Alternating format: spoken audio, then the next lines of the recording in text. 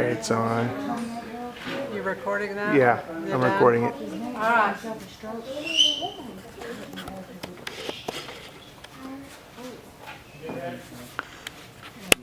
Yeah, it's ready. Hi, my name is Blake Burrows, and today I'm going to be giving a speech over why you shouldn't text and drive. Would you ever drive the length of a football field at 55 miles per hour while blindfolded? Because that's essentially what you're doing while you're texting and driving. According to the National Highway Traffic Safety Administration, texting behind the wheel takes a driver's eyes off the road for an average of 4.6 seconds. The purpose of this speech is to let you know about texting and driving and how it can affect you and those around you. Today I'm going to focus on 3 topics regarding texting and driving. First is the dangers you and others face, then the legality of it, and finally I would like to compare texting and driving to drinking and driving. Firstly, let's talk about the dangers of texting and driving. The average number of car accidents in the U.S. every year is about 6 million. Of those 6 million, 64% of all vehicle accidents in the United States each year are caused from cell phone usage behind the wheel. Cell phones are involved in roughly 1.6 million auto crashes each year that cause 500,000 injuries and take 6,000 lives. Drivers who are distracted by texting are about 8 times more likely to be involved in a collision than non-distracted drivers. Driving while you're using a cell phone reduces the amount of brain activity associated with driving by 37%. Now, for teens, texting and driving. Teen drivers are about 4 times more likely than adults to get into car crashes or near crashes when they're talking or texting on a cell phone. It's estimated that 40% of all American teens say they have been in the car when a driver used a cell phone in a way that put people in danger. According to a AAA poll, 94% of teen drivers acknowledge the dangers of texting and driving, but 35% admitted to doing it anyway.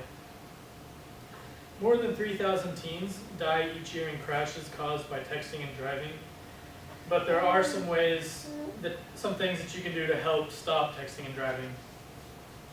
Firstly, you should lead by example. If you don't want your kids doing it, you probably shouldn't do it yourself. Don't send or respond to a text message while you're driving or at a red light. Doing so puts you and others at risk and may even be against the law. Whenever you enter your car, you should turn off your phone and put it in your pocket or purse and only use it whenever the car is in park. You should always stay focused on the road when you're driving, and don't be afraid to speak out whenever you are in the car with someone who is texting behind the wheel. It could save a life. Since I've covered some of the dangers and statistics of texting and driving, I would now like to speak about the legality of choosing to look at your phone instead of the road. According to ODOT, Oklahoma was the 46th state to ban texting while driving, and as of 2015, law enforcement can pull someone over for texting and driving and issue a $100 fine. Now $100 doesn't seem like a lot, but would you really want to pay $100 just so you can send a text? Probably not. Additionally, commercial drivers and public transit drivers are prohibited from making handheld phone calls while driving.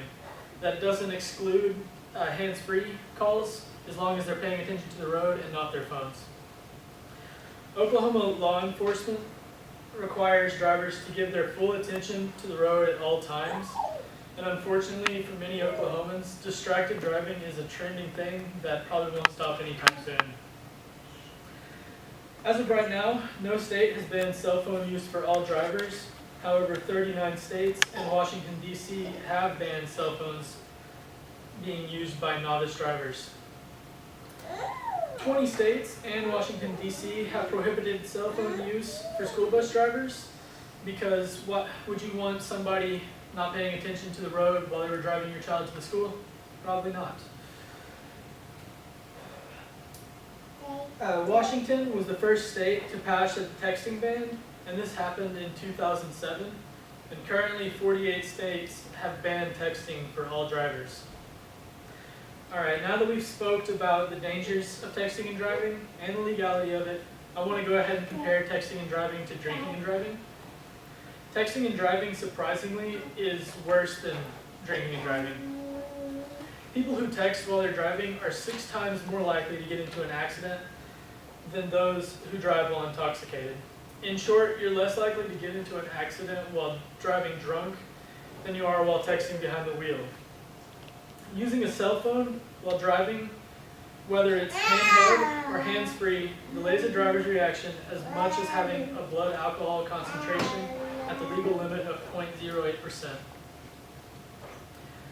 According to the NHTSA 2011 Traffic Safety Facts, laws passed by all 50 states and the District of Columbia lowering the threshold of illegal driving to 0.08% blood alcohol content has resulted in a decrease in drunk driving fatalities. In 2002, there was 12,405 drunk driving fatalities, and that number dropped to 9,296 in 2011, which was a 25% decrease. Distracted driving is anything having to do with not looking at the road, whether it be digging in your purse, looking at your phone, or looking at the radio. If you take your eyes off, it's considered distracted driving. Now, distracted driving resulted in 2,600 deaths in 2002, and that number of distracted driving accidents increased by 22% in 2011 and resulted in 3,331 fatalities. Now, 5 years later, in 2016, the number of people who were killed in drunk driving related accidents was less than the number of those killed due to distracted driving. Now, I don't know about you, but having less people dying because of drunk driving rather than texting and driving is pretty scary. On average, it takes a sober driver 0.54 seconds to apply the brakes on a vehicle. And for a driver who has been drinking, you should add an additional 4 feet to their reaction time. Now, for distracted driving, it's not 4 feet or 5 feet. It's actually much larger at 70 feet added to your reaction time, which is kind of crazy whenever you think about it. It's a huge difference. So now that I've let you know how bad texting and driving is and how it can affect not just you, but those around you, I hope that you can make the choice to take actions to try and stop distracted driving. Don't send that last text because it can wait. You only have one life. Is that how you'd like to end yours? Thank you.